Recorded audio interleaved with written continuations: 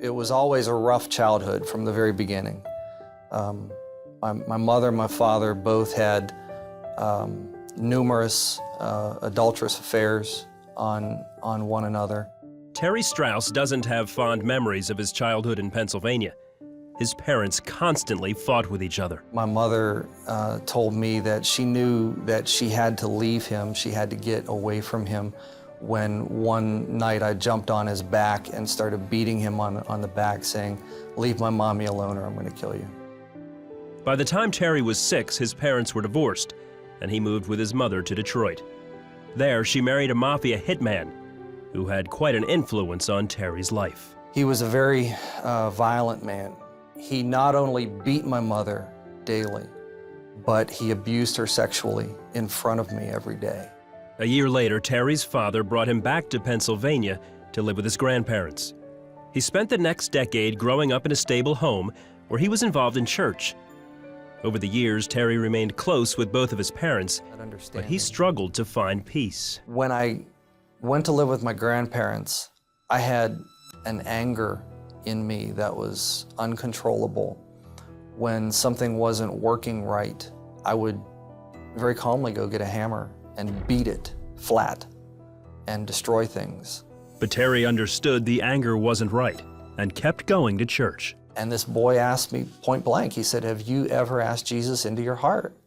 And I said, "No." And he explained, the significance of that. And so I asked Jesus into my heart at age 12. Terry struggled to forgive his stepfather for the abuse. He graduated high school and seemed to adjust well into adult life. He even got a job at a small television station. Terry met and married a woman he worked with, but soon, the stresses of life began to test the young couple. My ex-wife and I started having problems in our marriage. I bought a motorcycle, and it was really out of rebellion because I knew she wouldn't like it. Our marriage was basically falling apart. It wasn't long before Terry's wife moved out. At that point, I decided that I could live my life without God. I really felt disappointed by a lot of people in my life, and God became one of those disappointments. Terry looked to his motorcycle buddies to find a sense of community. It was a lifestyle that I shouldn't have ever gone into. They weren't bad people, they just liked to party. They just liked to have a good time. Then Terry got a call from an old friend. Her marriage was also falling apart, and Terry invited her to move in with him. Soon, she was pregnant. We got married in 1989, and at that point, she began to feel a need for God because she was looking at this baby that she didn't know how to raise. But I had no interest. I had no interest at all. But when Terry's wife was 6 months pregnant with the couple's second child, they were involved in a motorcycle accident. It was almost like she was lifted off of the back of the bike. The bike went one way, the car went the other way, and she was dropped. And 50 or 60 people standing around watching, and they were all saying, "Oh my God, oh my God." And one man came over next to me, and he knelt down on the ground beside me and my wife, and he said, "Oh, Father, help them." I knew that he was a Christian. And he said, "What can I do for you?" And just as sarcastic as I could be, I said, "Well, I guess you better pray." And he did, surprisingly, right there, right then. I meant for him to go home and pray. And he prayed right there. They were released from the hospital the next morning. Although Terry was thankful his wife and unborn child were all right, he was far from being at peace with God. "God, you let me down." And one night, just as clear as a voice speaking in the room, I heard him say, "What are you doing for me?" Terry knew it was time to stop running from God.